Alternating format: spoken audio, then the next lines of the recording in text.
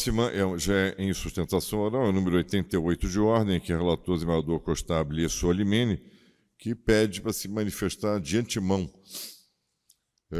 Por certo, deve ser em relação ao amicus curiae. Número 25, né, presidente? Oi? É o 25? É o 88 de ordem. 88. Senhor presidente, depois do voto do desembargador Evaristo Santos, que foi confirmado a unanimidade por esse plenário, eu queria fazer uma observação, por isso pedir a Vossa Excelência essa gentileza. Desde o tempo em que eu era substituto do desembargador Gemiciano, nós éramos colegas ainda do Pôncio Pilatos, em Caraguatatuba, eu não dou para as amarras do processo porque julgava sozinho e porque a minha Câmara, no direito privado, me permitia assim, e depois, há muitos anos, eu fui para o direito criminal, então não trabalho mais com processo civil.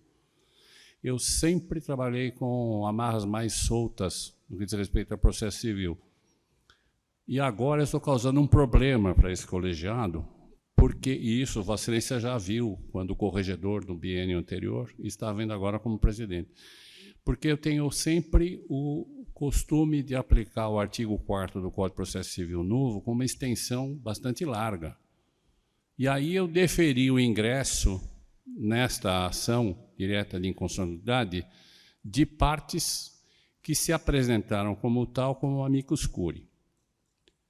Em respeito à colegialidade, senhor presidente, eu proponho que as manifestações permaneçam, porque foram importantes para a formação do meu convencimento, porém eu vou me submeter ao colegiado no sentido de não reconhecer, porque elas têm interesse na demanda, a condição de amicus curiae. Essa observação que eu queria fazer a Vossa Excelência. Bom, ficar nos autos ficariam de qualquer forma. Vossa Excelência está inadmitindo amicus curiae, é isso? Isso, senhor presidente. Estou voltando atrás, porque eu admitia o voto que foi distribuído a cada um dos desembargadores estava admitido, mas eu admito que eu estou navegando contra a maré. Então, eu me submeto ao colegiado. Aliás, foi o voto agora do desembargador Evaristo, num caso anterior. Então, eu estou modificando essa parte do meu voto. Então, eu ponho em discussão a inadmissão do amicus curiae. À unanimidade, inadmitiram a figura do amicus curiae. É um só, não é?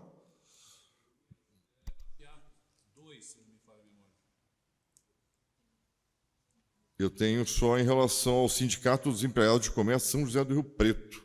Agora eu já não lembro, senhor presidente, esse voto aí já está há tanto tempo pronto, mas eu me recordo que outra parte iria tentar... São dois? Então, inadmitiram o ingresso como amicus curiae. Antes de ser corrigido no meu latim, eu já corrigi. São dois, são amigos. Então, eu convido Sua Excelência, o doutor... A Associação Comercial também entra como amicus curiae? Ela é autora? Autora. Então, eu convido o doutor Gastão Meirelles Pereira a assumir a tribuna. E como foi inadmitido, não há a falar em sustentação oral do amicus curiae. Pois não. O Sindicato dos Empregados do Comércio, ele não adentrou aos autos pelo amicus curiae, mas sim pelo disposto no artigo 7º da lei que rege o procedimento da intervenção. Ele não seria ele seria manifestante, nem intervenção de terceiro. O artigo 7º ele proíbe a intervenção de terceiro, mas ele pode ser admitido como manifestante.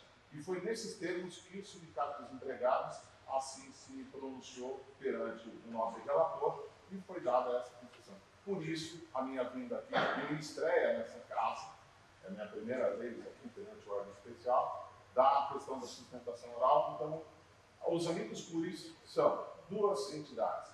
A Associação Paulista de Supermercados e o CIESP, que é um centro integrado da Fiesp. É isso que eu tenho a referir. Pois não. Em relação ao pedido de sustentação oral do Sindicato dos Empregados do Comércio São José do Rio Preto, é do Sindicato dos Empregados, a mim está apontado amicus curiae, folha 109 e 136.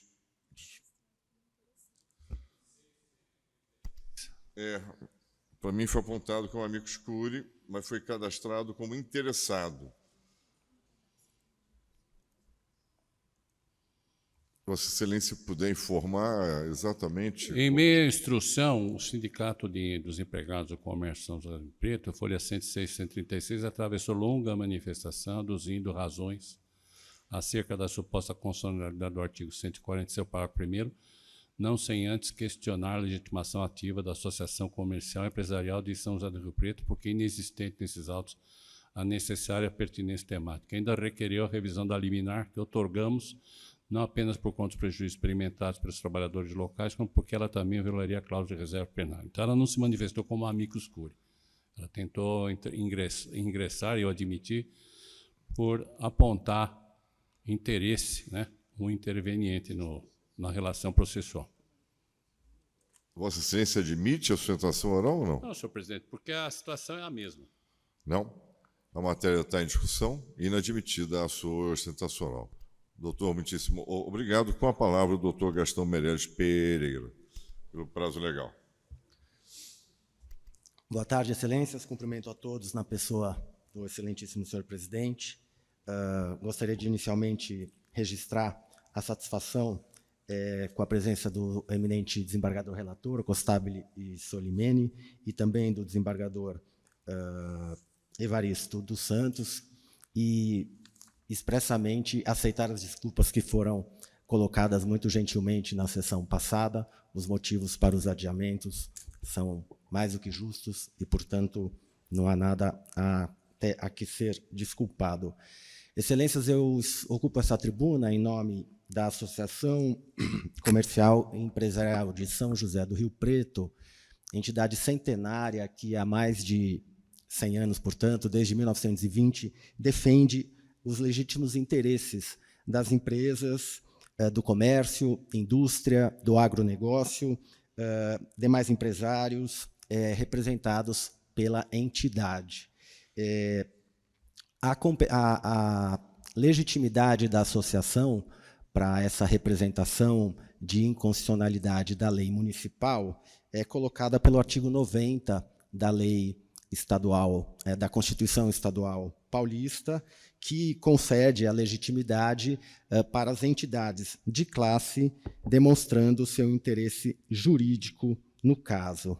De fato, pela matéria tratada, e avançarei sobre ela mais adiante, há pertinência temática na medida em que a legislação tida por inconstitucional, e trecho, na verdade, porque o que se busca é a declaração apenas de parte da norma como inconstitucional, ela avança na competência da União para legislar sobre questões relacionadas a direito do trabalho. Nesse sentido, vale registrar que a associação possui, em maio, mais de 4.295 associados, tendo, por isso, legitimidade para representar as empresas varejistas do município de São José do Rio Preto, e daí a pertinência e a sua legitimidade para a propositura dessa ação. Vale dizer que foi trazido pela entidade sindical interessada, há pouco objeto de discussão deste plenário, que a associação não teria o interesse específico do comércio varejista local, o que não coincide com a realidade, na verdade, porque grande parte dos associados da associação autora são justamente empresas do comércio varejista, e, inclusive, o Sindicato das Empresas Varejistas de São José do Rio Preto ingressou com uma ação direta também de inconstitucionalidade, porém o fez na primeira instância em São José do Rio Preto, e o feito acabou extinto por inadequação da via eleita. Excelências, passando e superado, portanto, essa questão preliminar da legitimidade e passando à questão de mérito, vale dizer que o que se discute aqui é a inconstitucionalidade em face da Constituição Federal de alguns trechos da Lei Municipal, Complementar Municipal 650 de 2021, que instituiu o Código de Posturas do município de Rio Preto, inseridas na seção da liberdade econômica e que trata do horário de funcionamento dos estabelecimentos do comércio local.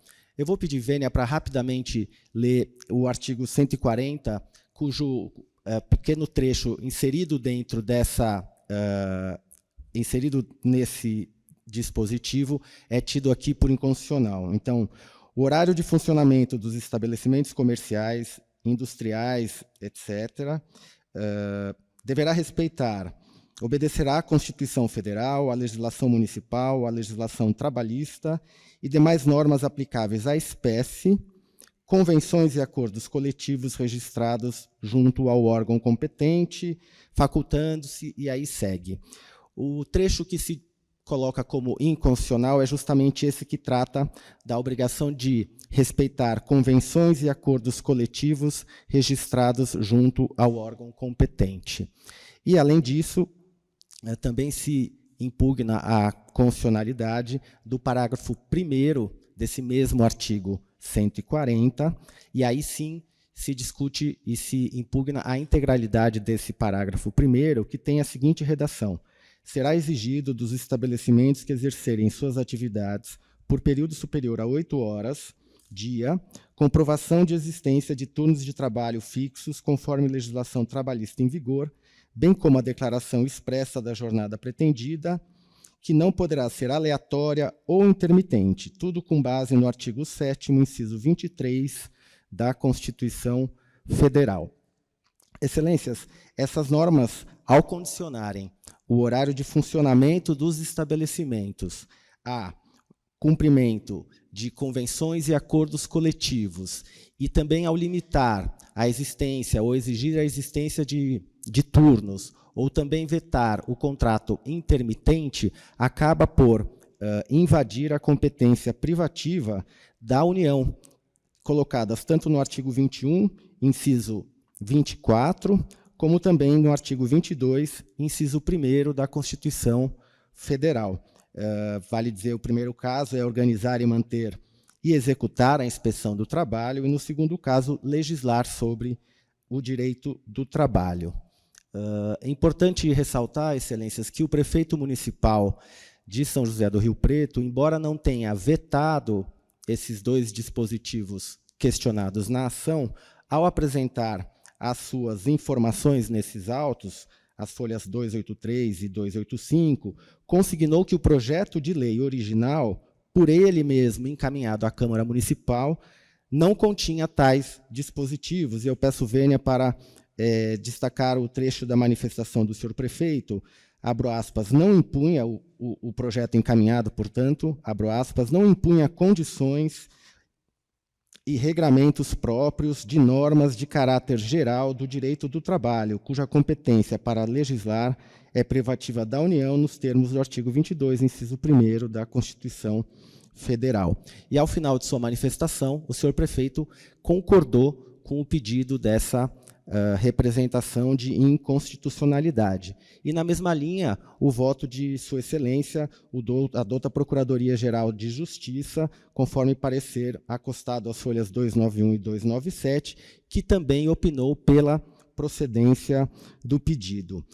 Não se ouvida, Excelências, da competência do município para legislar sobre o horário de funcionamento do comércio local. E isso, inclusive, já foi objeto de decisão por meio da súmula vinculante 38 do STJ, do Supremo Tribunal Federal, e anteriormente também dos verbetes 419 e 645 daquela Suprema Corte.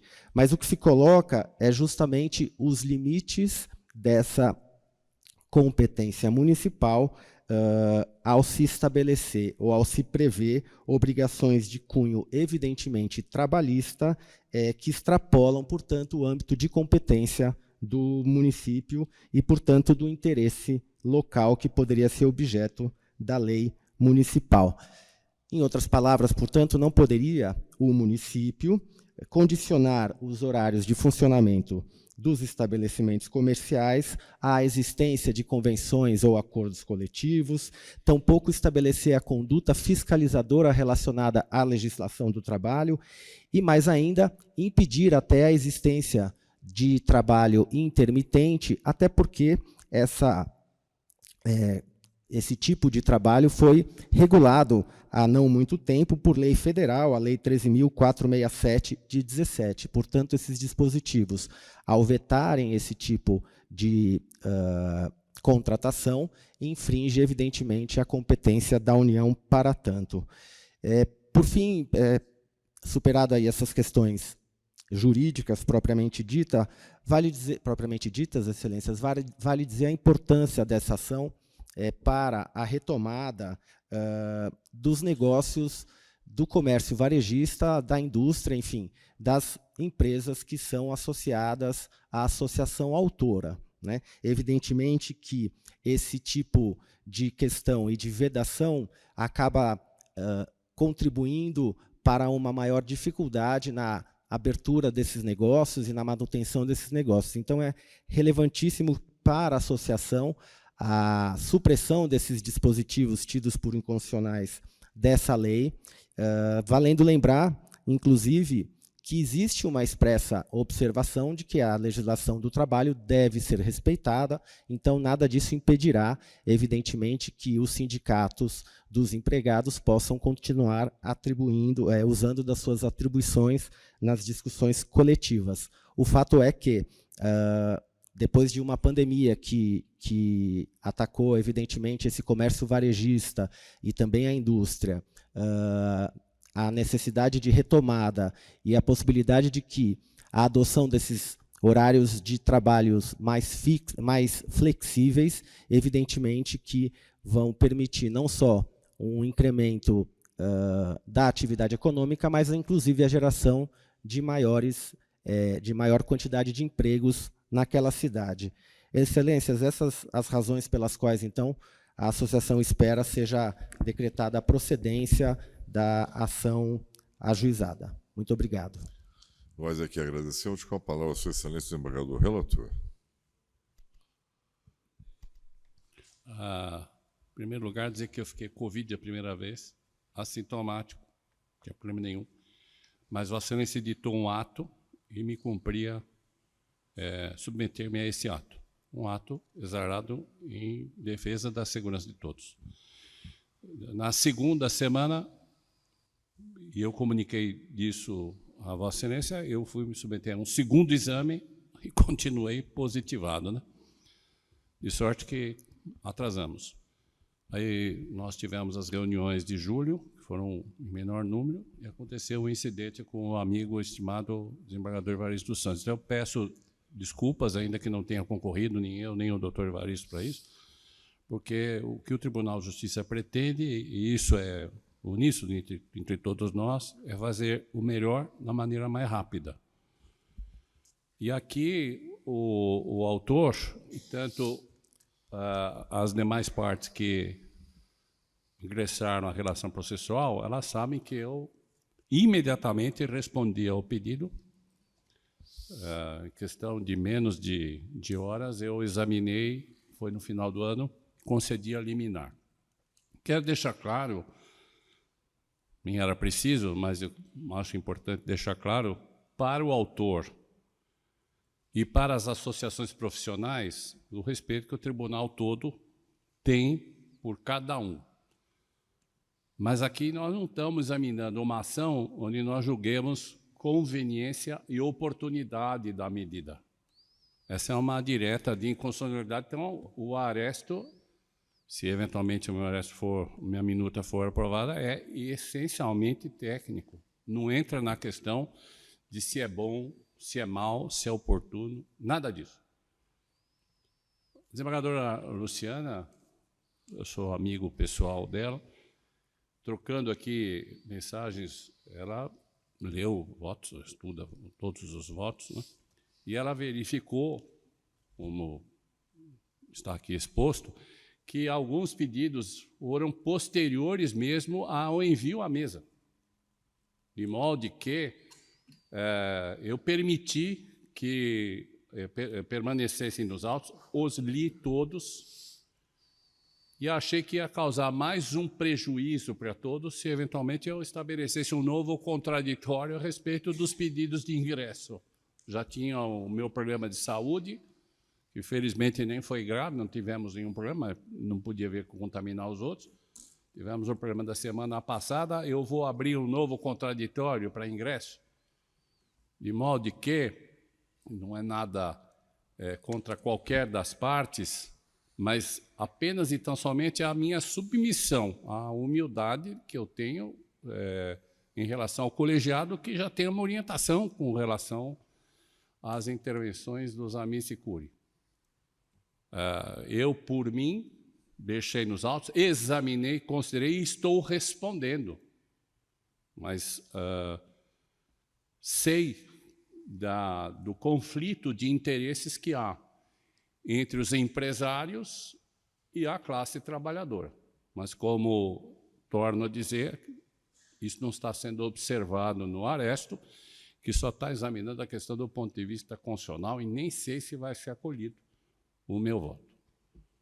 Feitas as observações iniciais, lembrar que no dia 7 de dezembro do ano passado, véspera, portanto, de um feriado e do recesso, eu concedi monocraticamente liminar para suspender a eficácia das expressões convenções e acordos coletivos registrados junto ao órgão competente, presentes no caput do artigo 140 da Lei Complementar 650. E desde o tempo do Mário Alves de Mendonça, que eu nem sei mais se existe, né, eu acompanho Rio Preto, até porque o presidente Manuel Pereira Costa é meu amigo também pessoal, então tudo que tem de Rio Preto eu acompanho. E eu vi no jornal que os senhores iriam atravessar um agravo interno, ou a parte contrária contra a minha decisão, um agravo que nunca veio. Então, desde janeiro, melhor dizendo, desde o final do ano, ou seja, as vésperas das festas, onde o comércio, e aí é a questão dos senhores, né, conveniência e oportunidade, precisava do horário para oferir maior rentabilidade, a liminar já tinha sido concedida. E eu já vou antecipando, e não sei o que os colegas vão fazer, que o meu voto é no sentido de confirmar a liminar e julgar a ação procedente apenas e tão somente por questão de ordem técnica. Antes, há algumas matérias preliminares que eu estou propondo a este augusto colegiado que as rejeite todas. É oportuno destacar os textos que são alvo desta impugnação e eu os indico onde estão nos autos e os transcrevo no acordo. Eminentemente, a questão diz respeito ao horário do funcionamento e o controle que os empresários devem se submeter a respeito do cumprimento do horário. A exordial revela, especialmente o conteúdo do quanto anotado na letra D de folha 24, quais são os pedidos da autora, que eu também reproduzo aqui. E eu estou julgando nos termos do que está postulado. Em primeiro lugar, eu, como já tinha revelado para o presidente já tínhamos conversado a respeito desta questão na semana passada, eu proponho, e já tenho para comigo que isso vai ficar deliberado, que nos autos sejam mantidas as manifestações do Sindicato dos Empregados no Comércio de São José do Rio Preto. E respaldo tal assertiva com o disposto no caput do artigo 7º e seu parágrafo 2º, ambos da Lei Federal 9868/99, que dispõe sobre o processo de julgamento da ação direta de inconstitucionalidade. o relator, considerando a relevância da matéria e a representatividade dos postulantes, que eu reconheço, poderá, por despacho irrecorrível, admitir, observado o prazo fixado no prazo anterior, a manifestação de outros órgãos ou entidades. A manifestação está aqui por escrito. Ficou e eu estou considerando no meu voto. Se é fato que não se admitirá intervenção de terceiros no processo da ação direta de inconstitucionalidade, daí a minha orientação, quando Vossa Excelência, presidente ANAF, nos indagou, os questionamentos trazidos pelo importante órgão de representação dos trabalhadores serviram para melhorar ainda mais os debates que aconteceram dentro do processo e, por consequência, o aperfeiçoamento da prestação jurisdicional. Sua manifestação nos autos não causaria prejuízo, não vai causar para ninguém, ao contrário. E eu aqui apoio julgados nesse mesmo sentido, posso citar o desembargador Viana Cotrim, que está presente, e do desembargador Jacó Valente, idem, que assim já deliberaram. De todo modo, nos exatos moldes da jurisprudência, evidenciado o rol dos superiores de interesse que representa, o sindicato não poderá atuar sob o palio da figura do amicus curiae.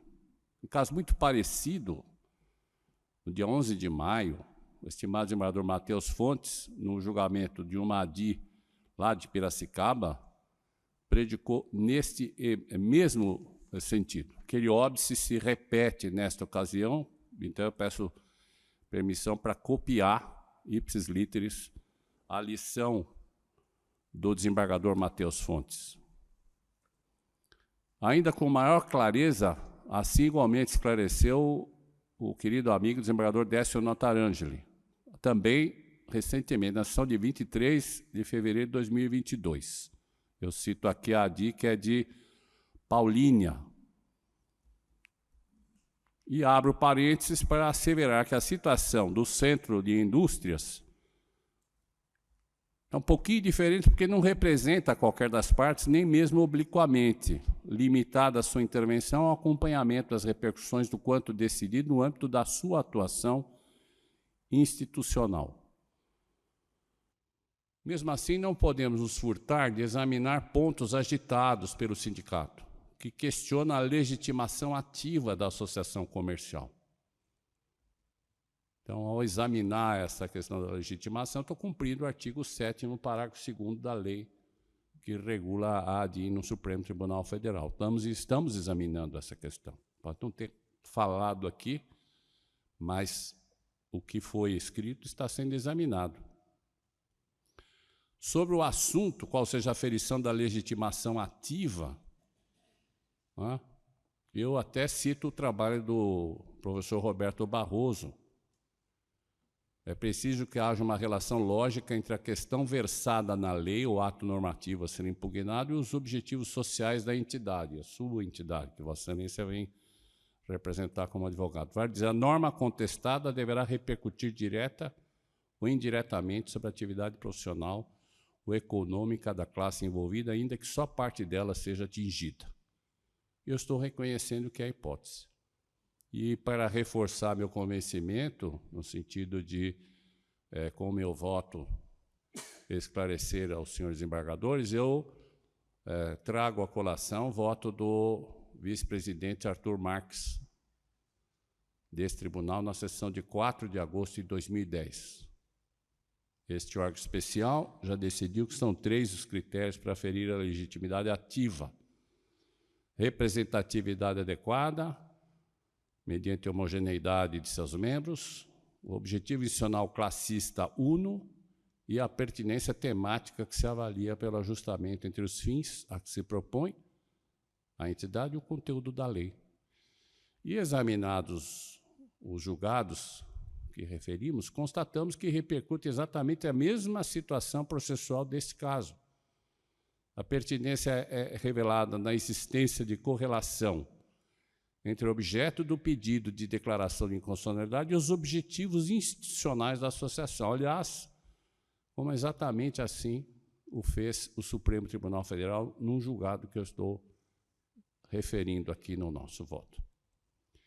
Conferida a prova documental, vimos que existe sim aquela correspondência finalística e o nosso convencimento foi reforçado pelo documento Folha 3, de 29 de novembro de 2021, quando o quadro associativo, então representado pela diretoria, deliberou acerca da promoção desta ADI, aliás, com fundamento no artigo 2º, parágrafo 2º, dos seus próprios estatutos, que estão na Folha 73.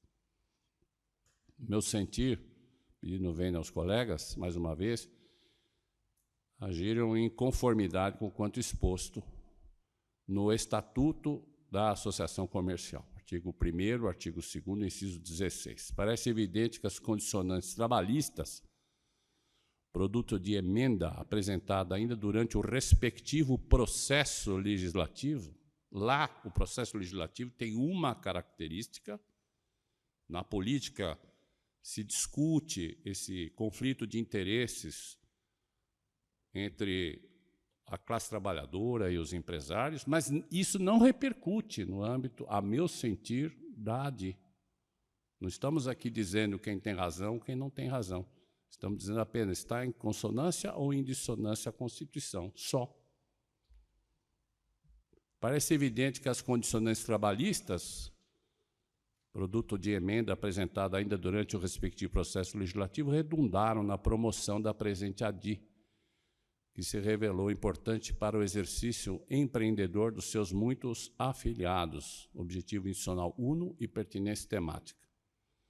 E ainda sobre o tema, porém, em resposta ao argumento Folha 124, coligido pela entidade sindical, ou seja, de que o intuito da autora seria prejudicar as causas dos trabalhadores e obter liberdade absoluta para realizar suas próprias atividades, antes, oportuno rememorar que nós, os juízes, estamos vinculados ao sistema de precedentes.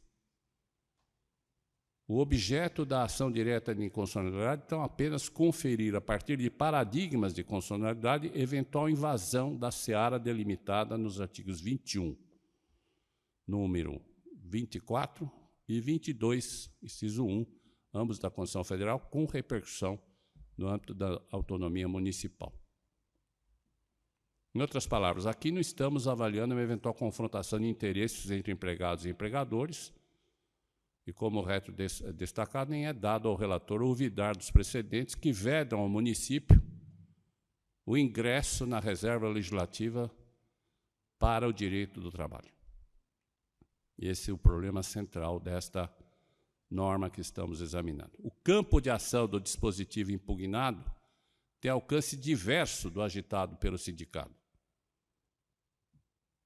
E a segurança jurídica advinda da verificação dos precedentes conterá, por certo, eventual desvirtuamento da presente ação direta de inconstitucionalidade. E também fica esclarecido que é sim dado ao relator, por ocasião da distribuição, porque isso também foi levantado, responder monocraticamente ao pedido de antecipação de tutela, sem que isso importe violação da cláusula de reserva do plenário, porque, afinal, quando o julgamento pelo colegiado completo, a mesma será ou não referendada. Aqui há um ajuste entre nós de que normas antigas não mereçam a tutela antecipada, mas aqui é uma norma recente e, por sobre ela, poderiam ser realizadas interações sociais, relações jurídicas eivadas de contaminação. Foi por isso que eu,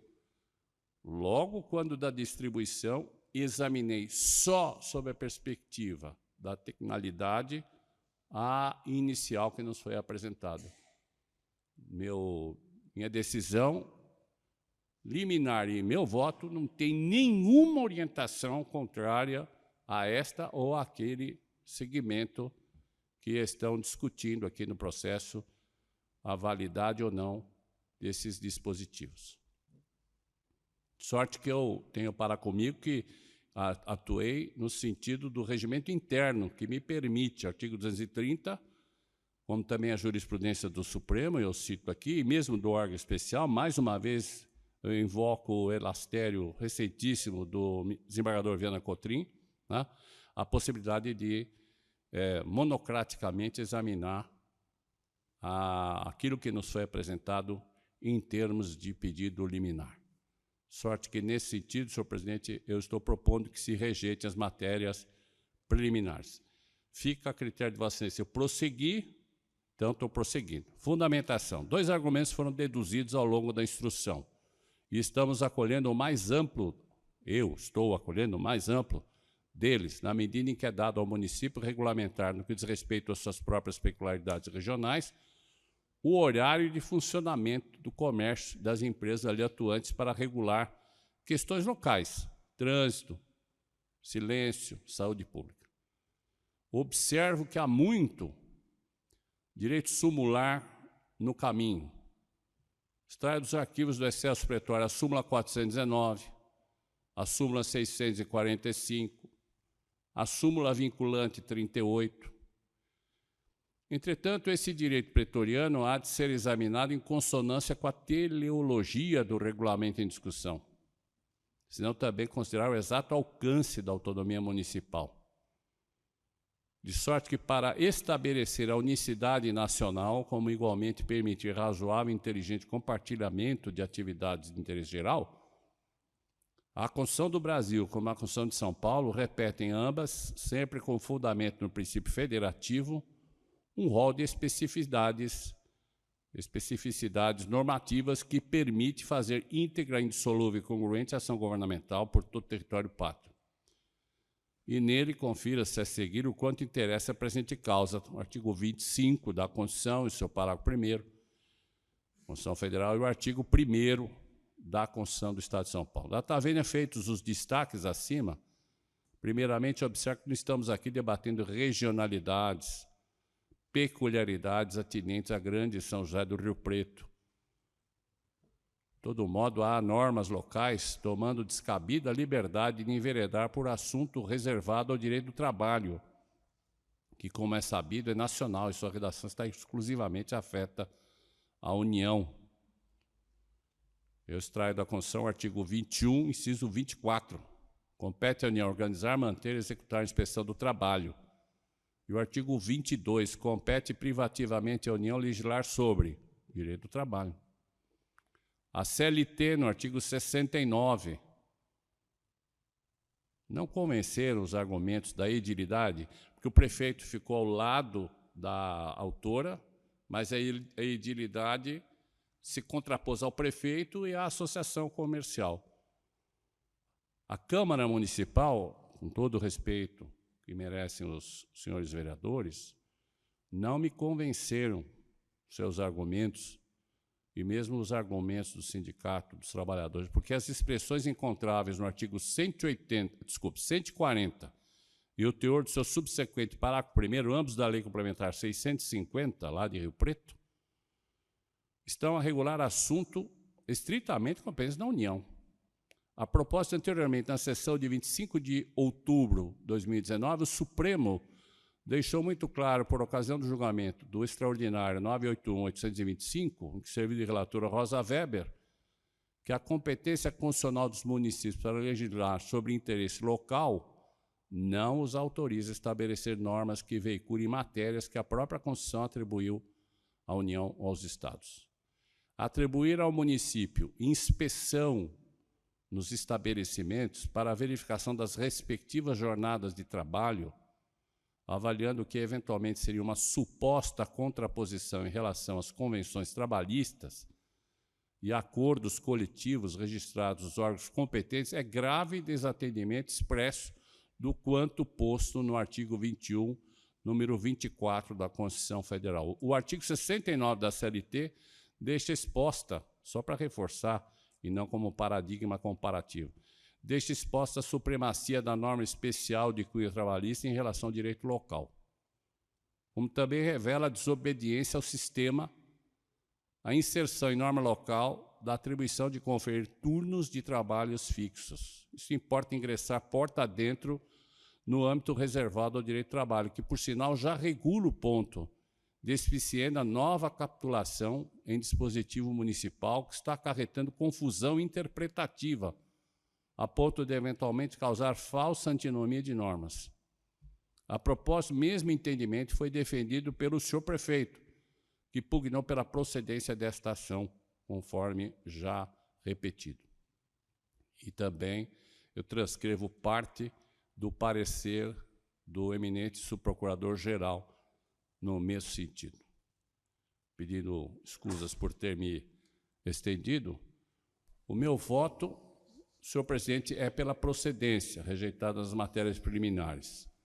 E aqui não se há falar, a meu sentir, em modulação, por conta de que eu concedi liminarmente o que foi pedido ainda em 7 de dezembro de 2021. Para facilitar, Vossa Excelência está com o voto, rejeita-se as matérias preliminares, mantém nos autos as manifestações escritas, dou pela procedência da ação, de sorte a haver declarado a inconstitucionalidade material do parágrafo 1º do artigo 140, bem como a inconstitucionalidade de expressão convenções e acordos coletivos registrados junto ao órgão competente.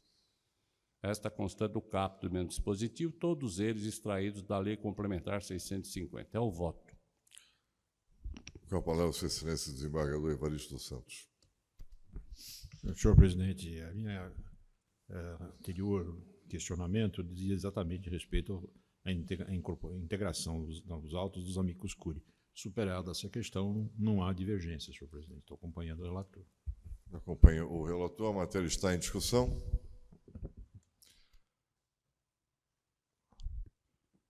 Já constou a inadmissão do amicus curiae. Afastaram as preliminares, julgaram procedente. À unanimidade, esse é o resultado do julgamento. Doutor, muitíssimo obrigado. Tenha uma boa tarde.